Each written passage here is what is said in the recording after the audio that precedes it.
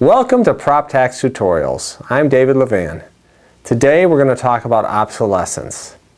Now, obsolescence is a term thrown around in the property tax industry, but what is obsolescence? A common definition for obsolescence is the state of being that occurs when an object, service, or practice is no longer wanted, even though it may still be in good working condition. Think of the horse-drawn carriage. That's a good example of obsolescence. It suffers from obsolescence even though it may be in great working condition. It's generally not wanted as a form of transportation anymore. Another example is a typewriter. You may have a typewriter that's in pristine shape, but it's less desirable due to the personal computer, tablets, smartphones, other ways that you can communicate. Why is this important to property taxes? Well, property taxes are based on value. The value of your equipment and the value of your real estate. And obsolescence can significantly affect value, and it's something to consider when reviewing your property tax values. It isn't something the assessor's office is likely to contemplate unless you bring it to their attention. There are two types of obsolescence, functional and external. Functional obsolescence is the loss in value due to the inability to perform adequately or in the manner that the property did when it was first created. External obsolescence is the loss in value due to impairment by utility caused by factors external to the asset. So an easy way to look at this is functional obsolescence is caused by internal forces, external obsolescence is caused by external forces.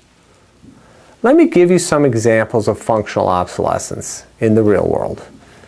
A multi-story processing plant is an example of real estate that suffers from functional obsolescence. Why does it experience functional obsolescence? Well, many years ago, processing facilities were commonly built as multi-story facilities, using gravity to move the product down through the floors. At the time, the multi-story design was considered very useful. But over time, there's been significant design changes and production improvements. Modern plants are typically built in a one-story layout for production flow. So an investor would likely pay less for a multi-story production than a facility that is a one-story facility, all things considered. Therefore, the multi-story facility suffers from functional obsolescence. The brick phone is an example of a piece of equipment that suffers from functional obsolescence. Do you remember the brick phone? It was huge, it was very cool in its day, and you could call your friends from it for about $3 a minute. Now, we all know that technological improvements have allowed new smartphones to function in a much more efficient and cheaper fashion than the brick phone. The brick phone is bulky, and last I heard you can't load apps on it. It suffers from functional obsolescence. By the way, does anyone out there still use a brick phone? Examples of external obsolescence are similar, except as the name suggests, external obsolescence is caused by factors external to the facility or equipment. Asbestos plants are a good example of external obsolescence. Prior to 1978, asbestos was used in all kinds of building construction. In 1978, it was deemed to cause cancer and banned in the U.S. How rapidly do you think the value of an asbestos producing plant fell on the news of the ban? That's an example of external obsolescence. Another example of external obsolescence on a smaller scale, actually a much smaller scale, is the Beanie Baby. Do you remember the craze for Beanie Babies when they first came out? Beanie Babies could be purchased for somewhere around $5. But then something really interesting happened. Due to high demand and low supply, the value soared for certain Beanie Babies.